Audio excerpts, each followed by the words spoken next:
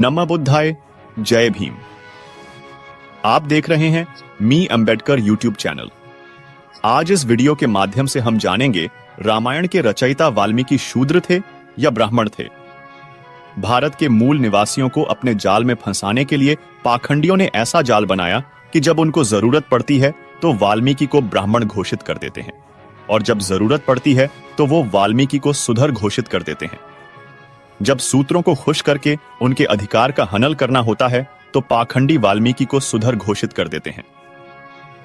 पाखंडी धूर्त होते थे, चतुर होते थे, चालाक होते थे और भारत के समर संस्कृति के लोग जो यहाँ के मूल निवासी थे, जो प्राचीन बौद्ध थे, वह इनकी चतुर बातों से और इनके धूर्तपूर्ण व्यवहार से परिचित नहीं थे कि इतना भी कोई धूर्त हो सकता है। भारत के भोले भाले मूल निवासी प्राचीन पौधों को पाखंडियों ने अपने जाल में इस कदर फंसाया कि आज तक वह फंस कर रह गए। स्वर्ग और नरक के झूठे जाल में पाखंडियों ने ऐसा उलझाया कि भारत के वह प्राचीन बोधिस प्राचीन मूल निवासी इनके जाल में फंस गए और इनकी चरण वंदना में लग गए। जैसा यह पाखंडी कहते थे उसी तरीके से यहाँ के मूल निवासी चलने लगे। लेकिन आज का तथ्य और आज का विषय यह है कि वाल्मीकि सूत्र थे या ब्राह्मण थे। वीडियो अंत तक जरूर देखिएगा। पूरी तरीके से आप समझ पाएंगे कि इस जाल के पीछे धूर्तों ने किस तरह की रचना की और किस तरीके से इस जाल में भारत के मूल निवासियों को फंसाया। रामायण के रचयिता वाल्मीकि सूत्र थे या ब्राह्मण, यह जानने के लिए आपको यह समझना होगा कि व्हाट्सएप यूनिवर्सिटी से जो भी लोग ज्ञान प्राप्त करते हैं उनके पास खुद का मस्तिष्क, खुद का दिमाग नहीं होता। किसी भी बात की गहराई में जाने के लिए, समझने के लिए उससे संबंधित सबूतों को देखना होगा, तभी आप समझ पाएंगे कि एक्चुअल में घाल मेल हुआ कहां है। व्हाट्सएप यूनिवर्सिटी वाले ज्ञानी वाल्मीकि को सूत्र बताने हेतु बहुत सी फेक न्यूज बताते हैं, पर सच्चाई वह है जो वाल्मीकि द्वारा लिखित बताई गई है। यानी कि वाल्मीकि रामायण में जो वाल्मीकि ने खुद लिखा है, यदि हम उसको देखें तो हम साफ साफ समझ पाएंगे कि वाल्मीकि कौन था, क्या था। हालांकि यह सब कुछ काल्पनिक है, झूठ है, लेकिन फिर भी इसको समझना जरूरी है क्योंकि इसी जाल में भारत के कुछ मूल्यवान सी फंसे हुए हैं। वाल्मीकि रामायण, उत्तरकांड, सर्ग 93 इस श्लोक 17 में लिखते हैं कि वो वरुण के पुत्र हैं। आप देख पा रहे होंगे वाल्मीकि रामायण उत्तर 93 श्लोक 17 में साफ साफ लिखा हुआ है कि वो गरुड़ के पुत्र हैं। यहां देखिए, साफ साफ लिखा हुआ है, रघुकुल नंदन, मैं प्राचीता वरुण का 10वां पुत्र हूं।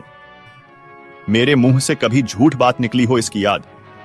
यहां साफ साफ वाल्मीकि कहते हैं कि मैं वरुण का पुत्र हूं, कि वाल्मीकि वरुण के पुत्र हैं, जो कि वाल्मीकि ने खुद लिखा है। उत्तरकांड के ही सर्ग 96 श्लोक 19 में लिखते हैं कि वो स्वच्छता वरुण के 10वें पुत्र हैं, जैसा कि आप देख पा रहे हैं। अब सवाल यह है कि परचेता कौन है। मनुस्मृति चैप्टर 1 श्लोक 35 सहित तमाम ब्राह्मण ग्रंथ यह बताते हैं कि प्रजातक ब्रह्मा के 10 मानस ऋषि पुत्रों में से एक हैं।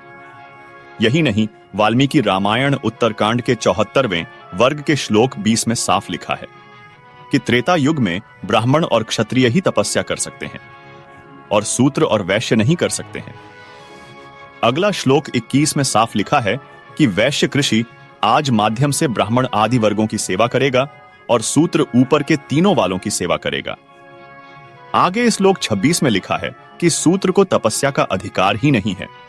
तो यहां सवाल यह है कि जो वाल्मीकि को पूर्व जन्म का 10 युग बता रहा है, वह बताए कि जब ब्रह्मा ने प्राचीता को पैदा किया और प्राचीता ने वाल्मीकि को, तो इस बीच में पुनर्जन्म कहां से आ गया। दूसरा सवाल यह है कि त्रेता युग ने जब शूद्र और वैश्य को तपस्या का हक नहीं था, इसलिए सम्मुख की हत्या राम ने कर दी, तो वाल्मीकि अगर उस समय सुधर होते तो उन्हें तपस्या का अधिकार और हक नहीं होता।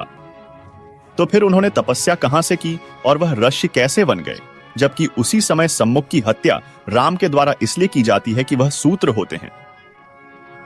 अब देखिए, वाल्मीकि खुद को ब्राह्मण बताते हैं। वाल्मीकि रामायण में, वाल्मीकि खुद के लिखित रामायण में खुद को ब्राह्मण बताते हैं। फिर यह अफवाह किन्होंने और किस तरीके से फैलाई कि वाल्मीकि सुंदर थे।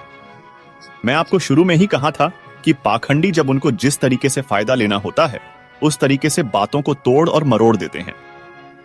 इसी तरीके से जब इनको जहां भी जिस भी तरीके से फायदा मिलने लायक होता है, यह सब कुछ तोड़ मरोड़ कर लोगों को मूर्ख और बेवकूफ बनाकर अपना फायदा निकाल लेते हैं। वैसे तो इनकी यह सभी रचनाएं हैं, इनकी यह सभी कृतियां पूरी तरीके से कोई अफवाह है।